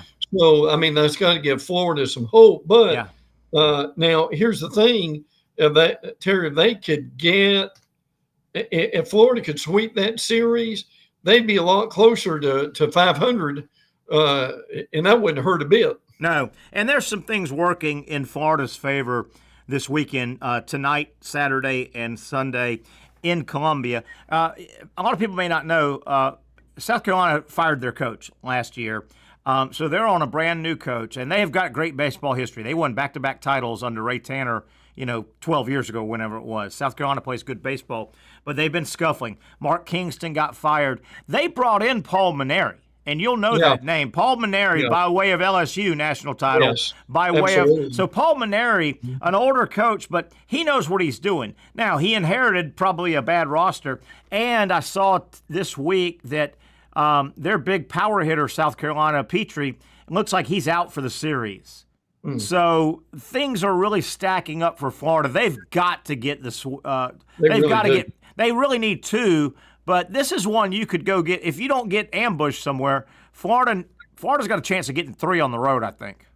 I'll tell you what, Terry, and A&M's 8-13. I thought they would at least think that would have been turned around. Yeah, and they'd be better off. But they started. Remember, A&M started off preseason 1, and they started terrible in SEC play. Terrible. Yes. Good point. And you look at this. You look at this Texas record, 19-3. Ungodly. Terry, overall 38-6. Yeah. 38-6. And how about we haven't even mentioned, this is how good this conference is. We haven't even mentioned the defending national champion baseball team, the Tennessee Volunteers, because they've had Texas records the last couple of years. Well, they're really good again, but they're about 5th right now in the SEC, so they're kind of getting talked over, if you can believe that. Yeah, absolutely. Alabama has the longest winning streak at 5. Then Georgia has the second longest winning streak at 3. But look, it tells you again how good the conference is, because you don't have any great winning streaks. Yeah, sure. Right at this point, so that's quite impressive, to say the least. So you remember it wasn't that long ago that Mississippi State and Ole Miss went back-to-back national champions in college baseball. It was only a few years ago. And both of those programs, I feel bad for both of them, because obviously in the long term, and I think you will agree, in the long term, Ole Miss football and Mississippi State football are never going to be able to throw blows, haymakers with Alabama, Georgia, Florida, Tennessee, right? When those 2 Mississippi schools went back-to-back national titles, I thought, man, this is great for those guys. They can dig in and really compete in baseball. And neither one of them really added on to they won back-to-back national titles, Mississippi State and Ole Miss. And they really have nothing to show for it post-title, right? No, they really don't. No, I agree with that. Listen, there's some breaking stuff. What do you got? Here is last night, President Trump spoke at the Alabama graduation. Okay. And he had a sit down with Nick Saban. Oh, my. Well, what's come out over the last few minutes is that Trump is saying that he is looking at signing an executive order to get on top of NIL. I got you. We don't know enough about this to know where that's going. But if anybody can come up with some kind of guardrails, for this, or some better ideas, it would certainly be Saban. I agree with the backing of the government. And Brent, I think I'm putting I've known you a long time. I think I know your thought process pretty well. I think you're going to agree with me. I don't love government interaction. Agree. But in this case, the NCAA, you've got to give them teeth or they can't do their job. They need right? Isn't that kind of the government needs to give? The NCAA is floating out there. People blame the NCAA. Right now, they have no jurisdiction. They have no. I think government kind of needs to get in here, and that scares me to say that. Well, it does me too. But the thing about it is, if you could get something that would put us ahead of the curve here, it would be worth it. See, the reason they want government intervention is not so much that I don't think it's so much that even the NCAA can't come up with some kind of its own rules in dealing with this. The reason they want government intervention is that they want to keep from getting sued every time they turn around. Absolutely. And that is the main. That's the main thing that's going on here. But that is just broken at this point, and that's going to be fascinating to see what in the world that might mean. I mean, would that go through, both houses of Congress? I mean, at this point, there are way too many questions about that right now. But I tell you again, if anybody can get anything done and get some kind of deal with it, and good and well that Trump said to him, look, I can make an executive order and try to speed this thing along, but I've got to have some help, and I've got to have some help from you. Yeah. Man, how about those heavy hitters getting in a room? Oh, my God. Oh. Yeah, but look, as you know, that's what it takes to get things done in life. I agree. And obviously the NCAA and college athletics, there's got to get structure, got to be policy. The NFL has structure and policy. The NFL is a private entity that has basically checks and balances. There's two entities of the NFL. There's the owner side, and then there's the player side, right? And in those type of business settings, generally, college athletics doesn't have that yet. They need to get that set up.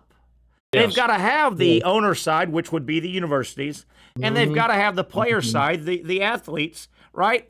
And generally, the courts don't meddle with independent entities. They say, you guys make your own rules and regulations.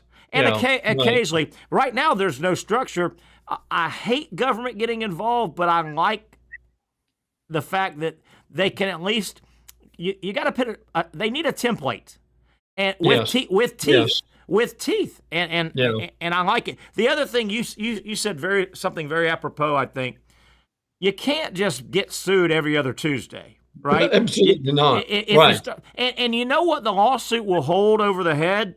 When the lawsuits, if they don't get some structure, the every other Tuesday lawsuits coming out, the main thing they're going to hold is, well, wait a minute. If y'all don't get your act together, we're going to hold the federal funding.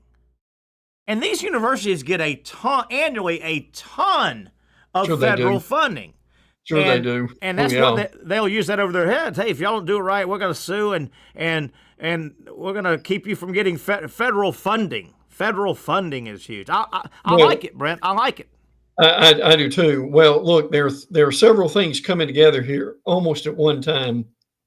One is what we just heard from the government. Two is the House versus Nation. Yeah. Now we're basically a week away from the judge giving her decision if they came up with numbers that she likes for the roster limits.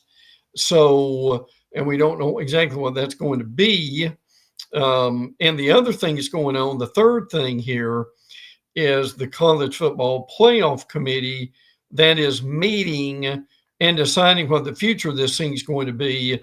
And the main thing is us going from 12 to 14 or 12 to 16. So, Terry, can you see this three-legged stool here that's coming together? That hopefully we can set college football on. And look, and you've said this, I give you credit for it for the last 2 years, this is not hard. They need to really go to this NFL model. And if we're going to pay players, there's got to be some limits. There's got to be a contract. There's got to be some tiers, stages, however you want to put it. You know, the quarterbacks get this and the linemen get this. And which also would mean collective bargaining, and would also mean, okay, if we give you a contract, if you're giving us trouble, or if you're not playing very well, we can tell you goodbye. Like you're not producing, well, we can do that. So Terry, how about that? How about all that coming together in the next few months for college football? And what you just said, we could tell you goodbye. People may be thinking, wait a minute, you can't cut a defensive back for a college team in the middle. Well, the NFL has this thing called a practice squad. That's exactly right. Yeah, maybe you have a practice squad in case you need to restock your roster mid-season. The NFL has practice squads. Sure. I'm a college football guy much more than an NFL guy, but the NFL has it figured out. They've got the rules and regulations. College football, since they're now professional, they could do a lot worse than mirroring a lot, not all, but a lot of the NFL structure because, guys, I've said it, the NFL's already done this all. The NFL has waded through salary caps over decades. The NFL has waded through eligibility and drafting and roster size. They've done it. It's taken them years and decades, but they've done it. Why reinvent? Look at what they do. And listen, the other thing going on right now, we're seeing it with Nico's brother, who is at Arkansas.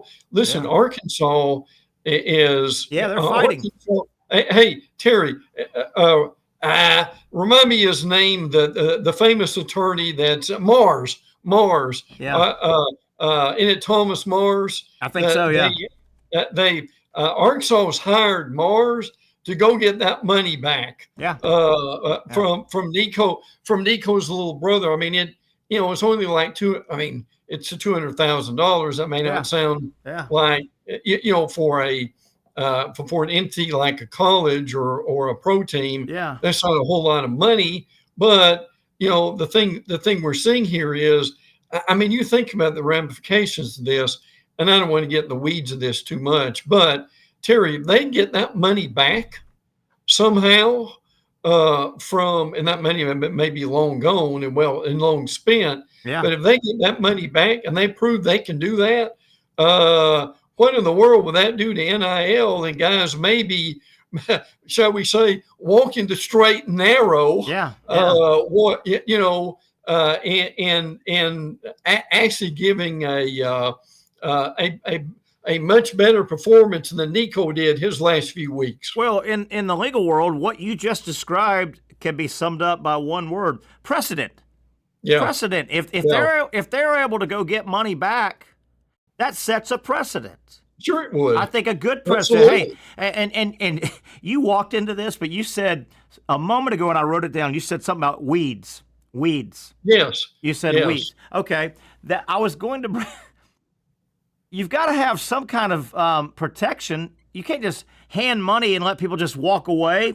You remember years ago, the great Ricky Williams. He walked away from the NFL to go do his own thing and smoke pot And Yeah. well, he couldn't just walk away without giving some money back. Now he came back to the NFL, but I think Ricky Williams, when he walked away and said, "I don't like your rules. I want to smoke." He was forthright. He said, "I want to smoke pot. Yeah. That's against your rules." Yeah. And he went and did his thing for 2 or 3 years and traveled the world. Well, I think he had to give back some money. Yeah. Right? You just can't leave and say, "Hey, by the way, thanks for the millions. I'm going to go smoke pot because I can't do that in your league, the league that gave me millions." Yeah. The precedent will be good if it comes out, I think, on Arkansas' side. Well, here's the thing about it. Let's just pretend you and I are ADs, and the guys, the guys who gave this money out and said, we'll support you and we'll support these players and NIL. Well, now, Mr. AD, we gave you this amount of money. This guy flew the coop. Yeah. And I didn't get any return, right? Yeah. I didn't get any return on my money, and I'm not real happy about that. Yeah. So either you go get my money back, or I'm not giving another damn. Can you see? Am I far-fetched with that? Can you see that scenario? I think you're spot on, and I think we are also. I think the current little 5-year period we're in of this new NIL. This new salary where players are making money at college, we're in about a 5-year guinea pig. We're going to look back, and this first 5 years, that was almost free money because it's going to get get structured. You're not going to have guys that go, "Oh yeah, I'll transfer to your school for $4 million." It's going to be structured. This first 5 years, because the government didn't give the NCAA any teeth right out of the gate. First 5 years, we're going to look back and go, "Man, they were lucky. You were one of those first 5-year guys. If you were a second 5-year guy, you were going to be capped at $100,000. Sure. You got $3 million because it was not structured yet. These first 5 years, I think, are almost for the players. A lot of the players free money, and a lot of them don't deserve it probably, but ask and maybe you'll get. Yeah, I'll tell you one thing. If I was Nico and I got $2 million to basically do nothing as far as production on the field, I would be grateful for anything I get at this point. And I can tell you right now, they may not be real happy about being at UCLA because, Terry, you and I were look at Rose Bowl, all that stuff. Yeah, I get that, but you and I both know Terry, we could play tennis on the Rose Bowl field and during a UCLA game, knock the ball in the stands and wouldn't hit anybody. Wouldn't hit anybody. No, wouldn't hit anybody. Brent, can you hang out one more segment? I think you probably you've got a couple more. Let's dive back into your notepad and some stuff we need to be aware of going into the weekend. We'll take our final break, come back, some more college ball with Brent Beard on the Action Sports Norvelle, Young and Norvelle Show right here on Action Sports. Finally, a family atmosphere, kid-friendly restaurant with a real sports bar feel. Rick's Jack's Beach features all of that and a large, climate-controlled covered patio with misting fans and heaters for all seasons. Mix in an extremely diverse menu that features the most quality and affordable steak at the beach, and there's no reason not to enjoy your next lunch, dinner, happy hour, or big sporting event at Rick's Jack's Beach, 300 2nd Street North in Jacksonville Beach. See you at Rick's Jack's Beach.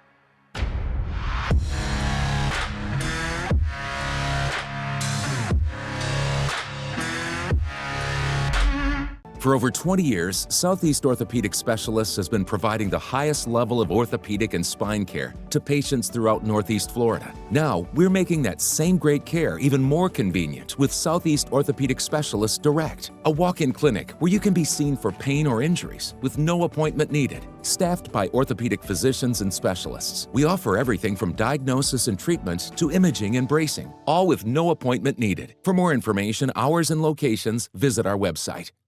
You really got to hand it to him. Hold on. The previous play is under further review. I'm not sure what he could review, but okay.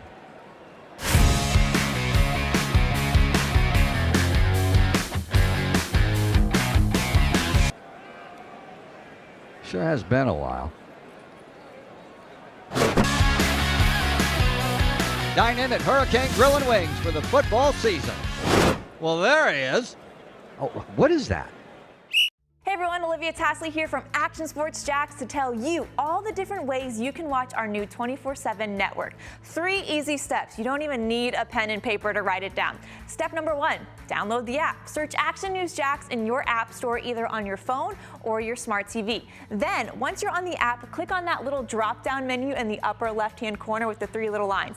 That'll show you these options, and boom, right here, click Action Sports Jacks 24/7, and you will be brought to our continuous stream channel. That app can be accessed through all these different platforms, whether you have Roku, Fire TV, Smart TV, Apple TV, or Google TV. You can find our app. Now, if you don't have access to the app, don't worry. We still got you covered. We're across all social media platforms from Facebook, Instagram, X, YouTube, Twitch. We have a podcast channel. Plus, check out our short reels on our TikTok. Action Sports Jacks 24/7. It's on all the time and everywhere. Summertime means sizzling sales at Nimnick Buick GMC. The #1 Buick GMC dealer in Jacksonville has lots of inventory to choose from with their best price guarantee. Nimnick never charges above MSRP. You can save up to $10,000 off select new GMC Sierras or get rates as low as 1.9%. You know I'm a truck guy. GMC Sierra, my trim level is an SLT. This one's an Elevation. Pretty good looking color as well. So here at Nimnick Buick GMC, you have a lot to pick from. My father-in-law, he drives this, an Enclave, so I like that GMC in the family. 2025 is coming around the corner, which means it's almost time to close out those 2024s this summer. You can schedule a test drive at NimnickBuickGMC.com. And while you're there, check your trade value and customize your payment options. Nimnick is there for you, even on Sundays. Visit the showroom on Phillips Highway or shop online at NimnickBuickGMC.com. Nimnick, your friends in the car business since 1941. GMC, we are professional grade. Okay, we welcome you back here at the Young Norvelle Show on Action Sports Jacks. Brent Beard joining us. I'm Terry Norvelle. I want to thank Patrick Young. He was on hour number 1, and Pat's off busy speaking again, I think, all weekend. Brent, a couple of Major League Baseball notes. I want to lead this segment off. Don't look now. The Colorado Rockies are on a 2-game heater. They're on a win. They've won 2 in a row, the Rockies. Wow. How about that? Wow.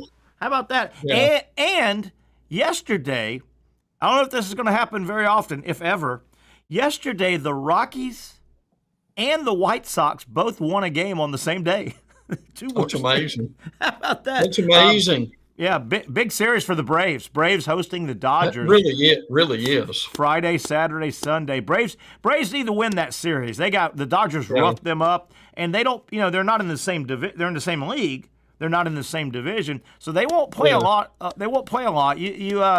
You don't want to go, 0-6 against the Dodgers and not play them again or whatever. No. Well, and Terry, have you noticed the Dodgers? I was listening to our friend Bill Shanks today, who does radio in Macon and most of the state of Georgia, said, and I'd forgotten this, that the Dodgers are like 13-10 in their last. In their last 23 games. Yeah, started out red hot, but they've come back to the pack. Yeah. And fortunately, the Braves have stepped it up in against some lesser competition, but they needed to do that. Acuna comes back when, Terry? Pretty soon, isn't it? Should be close.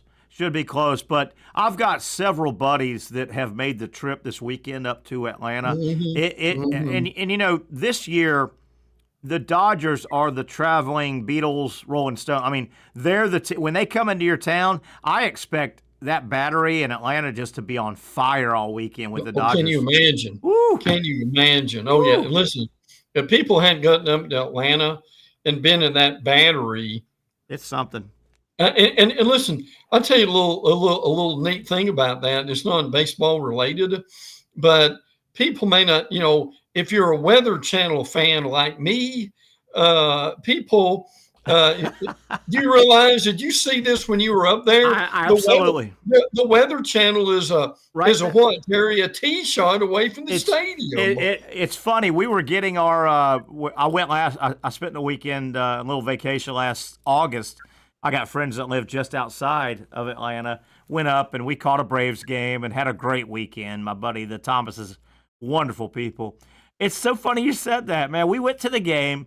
We we left a little early, 7th or 8th inning, but we're going to get our Uber in the Uber area, and we're kind of just walking around the battery, leaving the stadium, and I look over, I see the Weather Channel. I'm like, I love the Weather Channel. It's right there, right? Oh yeah, absolutely. I tell you yes, that's kind of a blueprint. I think if you're going to build it new, and Con and the boys, I think, know this. Yeah, that's kind of the blueprint. You've got to have. You don't just build stadiums anymore.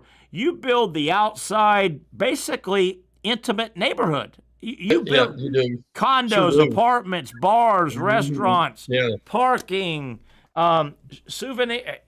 That they did that damn battery right, didn't they?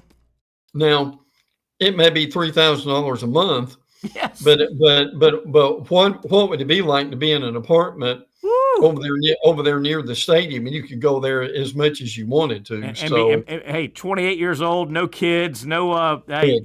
You just you bus to your job, you bus home, you don't even worry about a car. Well, in cities like that, you really almost don't have to have one at times. Hey, the greatest news I can tell you is this. Tonight at 9:30 on the Big Ten Network is the Washington Huskies spring game. Now, Terry Norvelle may be asleep by halftime, but the reality is, tell me how brilliant that is. Okay, the portal now is closed, so we can go ahead and have our spring game and not worry about anybody being poached. How about that? That was a great move by Washington. Mm-hmm. That was what do they call it? Dogs after dark. The Huskies. Dogs. Great move by them. We talked some college baseball a moment ago, SEC mainly. Big weekend series. Clemson at Florida State. Florida State, Clemson, NC State, North Carolina. They're battling the top of the ACC, and I think Florida is very much in play here. I saw today the three leading baseball sites, D1 Baseball and a couple of the other ones. They started doing their at-large, their regional sites, and I saw. It looks like, and they're projecting Florida, the Gators, to win a few more games in conference to get around 12-13. They're projecting Florida in, and two of the three had, like I've been saying, Florida going to Tallahassee. One of them had Florida going to Clemson. I wouldn't like that at all. I think Florida wants FSU to get a regional and get sent over there if they can get in. Could they win that? Could Florida win that regional if it's in Tallahassee? I think they could. I mean, they've already beat FSU 2 out of 3 times. They have. And this is nothing against FSU. I could say the same thing about FSU coming to Gainesville over the years when they've beaten Florida 2 out of 3. But Florida knows they can beat FSU. If FSU is hosting, I don't know if people in our area, that drive from Gainesville to Tallahassee is a short little. You go around that bend. You would be playing at a ballpark about an hour and 45 minutes from home. You've beaten FSU 2 out of 3, and as long as Florida would be playing a regional baseball game in Tallahassee, every Gator game there'll be at least a couple thousand Gator fans there. Well, they have to be. I think that would be absolute the best scenario. You remember what happened last year when Florida went to Clemson? That was a war. There was a bench-clearing brawl. Florida got out of there with the win, but it was what was that, a super regional, right? That was, I think, last year. Now, if Florida was to win that regional in Tallahassee, where do you think they would go for a super regional? Yeah, probably wouldn't host. They just wouldn't be high enough. Right. But again, college baseball, like every sport not known as football, college baseball, the NCAA pays for travel, and they can't always do this, but they try to keep you close geographically because they're paying for travel. You know what I mean? Okay. So it would be near. They could easily go to a fellow SEC park if they made it out of the. I was going to say that. Yes. Yeah. If they want to reduce the number of teams from the SEC in the World Series, that's what they would do with Florida. And they would. Miami has made a little rebound. They're playing better baseball. Miami is not anywhere near hosting a regional, in my opinion. And with that said, I don't think Miami would get FSU unless they fall on their face. They're going to host a regional. They're going to finish second or third in the ACC, and that'll get you a regional. With that said, if Miami sneaks in with an automatic bid, if they don't win the ACC tournament, which will be hard, if Florida gets in with an automatic bid, they're not going to send Miami to Tallahassee. They don't want to have conference right out of the gate. So Florida, I think, would go to Tallahassee. Miami would get shipped somewhere. They may get shipped to LSU or I hate to say it, a Tennessee or a Texas. That'd be terrible. You don't want to get to sit in Austin. No. You absolutely don't. No. What do you got, Brent? The rest of your notes. Anything we need to? We're starting to wrap up a little bit here. Anything we need to hit? I think it's going to be a big portal weekend. I think basketball and football guys are going to come out. The portal's closed. A lot of people have already taken right now on their visits. I think we're going to hear a lot of. I don't know who, but I think we're going to hear some portal news by the time we get back on the air on Monday. Oh, I agree with that totally.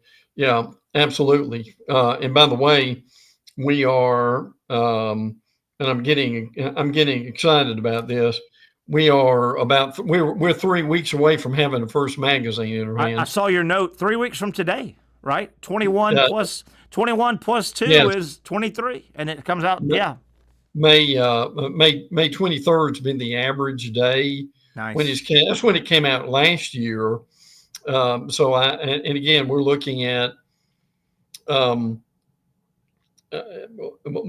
Lindy's and Athlon. Now Phil Steele will come out later.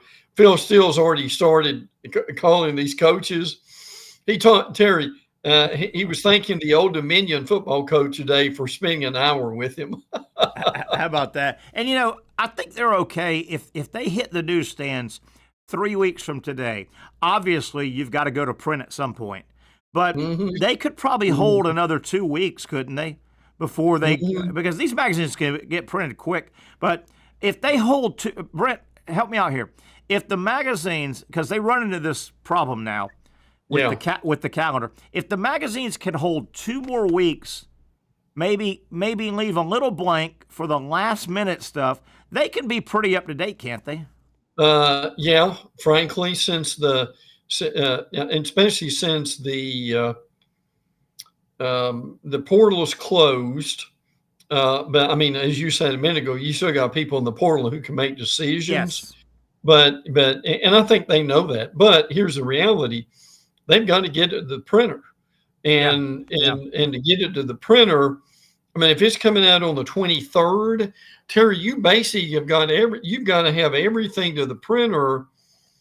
What about by like May 9th or something like that? So basically probably next weekend, Lindy's and Athlon, would be going to the printer. Oh, I would agree. I would totally agree with you. And a lot of people may be saying, what's the big deal? Well, Brent Beard, Terry Norvelle, we're old war horses. I don't want to live in a world that I don't get at least one college football magazine in my hand. And totally. I go to that thing. I've gotten to where I can't buy many of them. They've gotten very expensive. They have. The ones that have survived but I love getting one. It stays with me. And I say it every year. I'm a simpleton. I love putting a chair on the beach or in my backyard or just with my feet kicked up and just thumbing through, and I take a highlighter. And I didn't know that. And he's there. I love doing that. Just love doing that. If you're more than a college football fan, you really owe it to yourself to get at least one. I mean, and probably Lindy's is the one to get, because I mean, what you've got is you've got a depth chart, you've got a roster, you've got your preview of the season, you got the schedule. I mean, you've got the normal things that you want that in September when you're watching the game. Well, where's that guy from? Yeah. Or I'm going to grab my magazine and I will know that. By the way, getting back to notes, Andy, you remember Andy Jean at Florida? Yeah. He has ended up in Arkansas now. Just over the last few days. He was at Pitt for basically a cup of coffee. Wow. So now he has ended up redshirt sophomore, first 2 years at Florida. Get this, Terry, went to Pitt in December, and then he re-entered the portal in the spring. So that's where he is now. Wow. And you just were updating him 2 days ago about surfacing at Pitt, right? Didn't you just update him? Wow. I know. He is on I the know. move. Let me do some housekeeping. Casey, I'm not sure if the timer has been reset on the countdown. I'm having a little trouble on finding the countdown. We'll try and get that.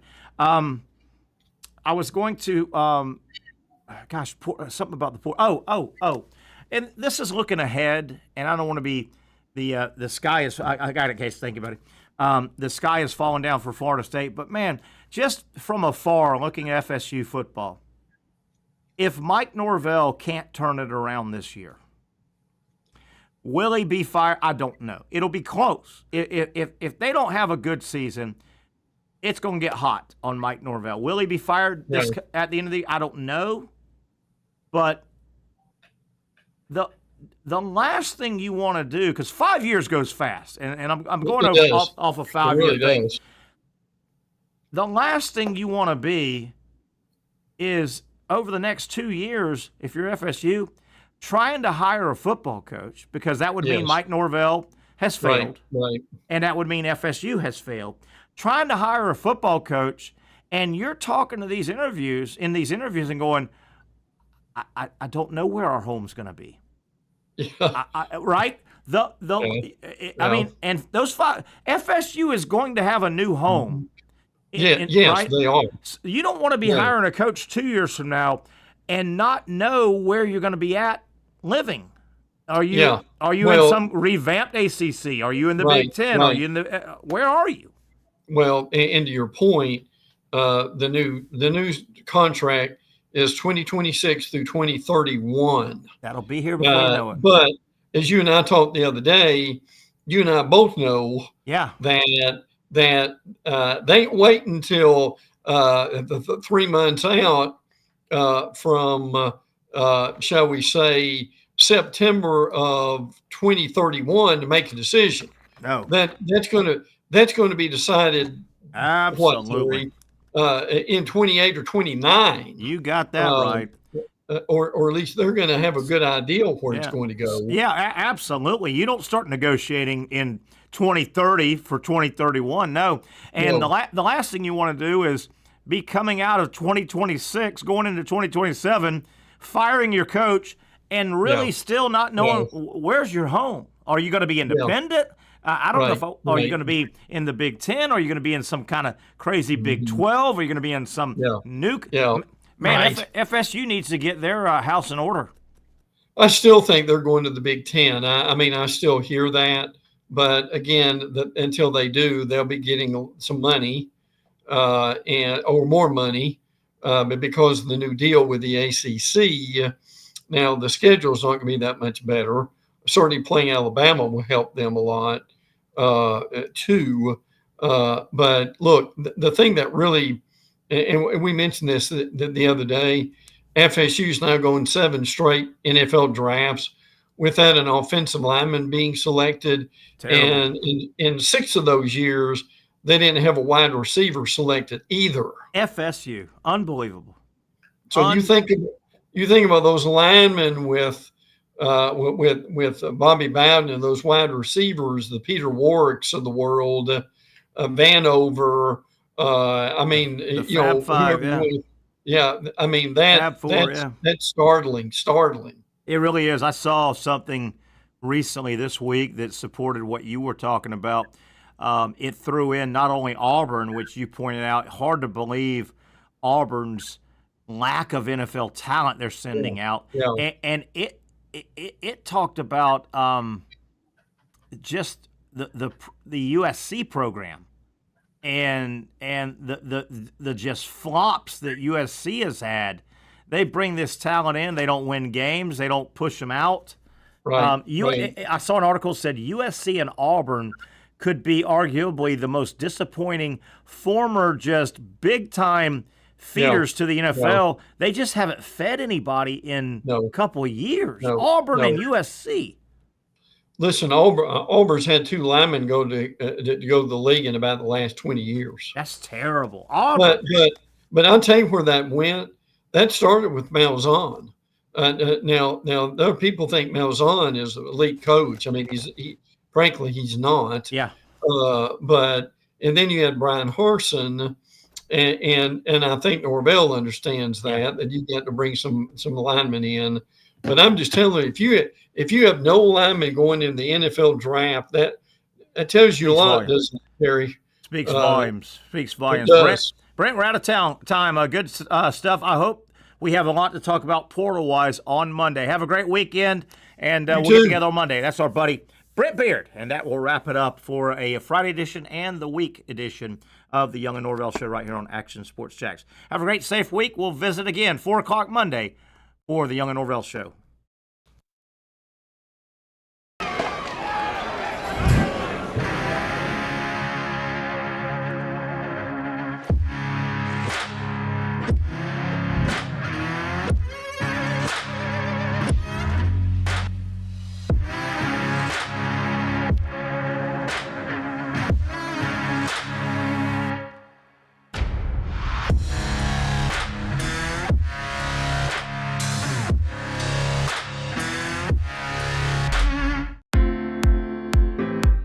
At Southeast Orthopedic Specialists, we know pain and injuries can stop you from doing what you love. This is why our board-certified orthopedic specialists offer the latest in both non-surgical and surgical treatment options and create a treatment plan tailored to your unique lifestyle and goals.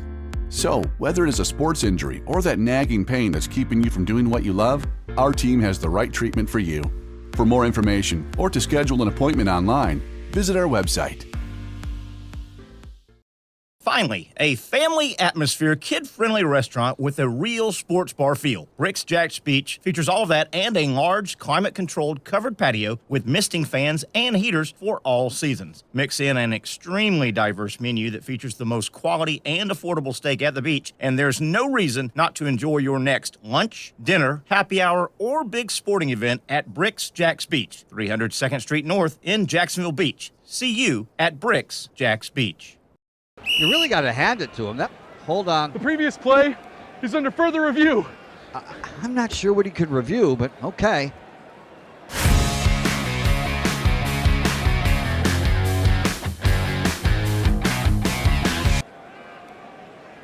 Sure has been a while. Dine in at Hurricane Grill and Wings for the football season. Well, there he is. Oh, what is that? The Action Sports Jacks 24/7 network is streaming. I'm Stuart Weber, and I'm here to teach you a nice 3-step process on how you can watch all your favorite programming from the Brent and Austin Show every weekday 10 a.m. to 1 p.m. or the Cup Date with me. It's fantastic. We talk NASCAR. It's a great time. Wednesdays at 1 o'clock. All right, first step, easy. Download the Action News Jacks app. You probably already have it downloaded on your phone, so you might already have that one taken care of. Step 2, see that stack of pancakes up there? You click that stack of pancakes, and it's going to bring down step number 3, which is a full screen of all the different streams that you can click on, including the Action Sports Jacks 24/7 stream. You click that, the video's rocking and rolling on your mobile device. You're watching all the shows you want to, and you're having a good time. You can also do it on your smart TV with the Action News Jacks Now app. I do it on my Samsung TV at home. It's a great way to watch it on a nice large screen for all the content. That's the Action Sports Jax 24/7 network. Hope you can find it. You trust CGC to make your water great, and now you can trust CGC with your plumbing needs as well. Fast, convenient scheduling, licensed and insured. A quick call away at 904-552-1242. You never know when you're going to have an issue with a shower, toilet, or maybe it's a sink that sometimes is easy to fix. All right, let's be honest. I'm not fixing anything. I'm totally staging this because when I have a plumbing problem, I call CGC Water Treatment and Plumbing. Trained professionals, transparent pricing, customer satisfaction. Small problem or even a bigger issue. Maybe you need a new tankless water heater or something a bit more intricate. The experts with 25 years of experience at CGC Water Treatment and Plumbing can do it all. Call 904-552-1242 or visit cgcwater.com. That's 904-552-1242 or cgcwater.com. CGC Water Treatment and Plumbing, an authorized independent Connecticut dealer. Florida license number CFC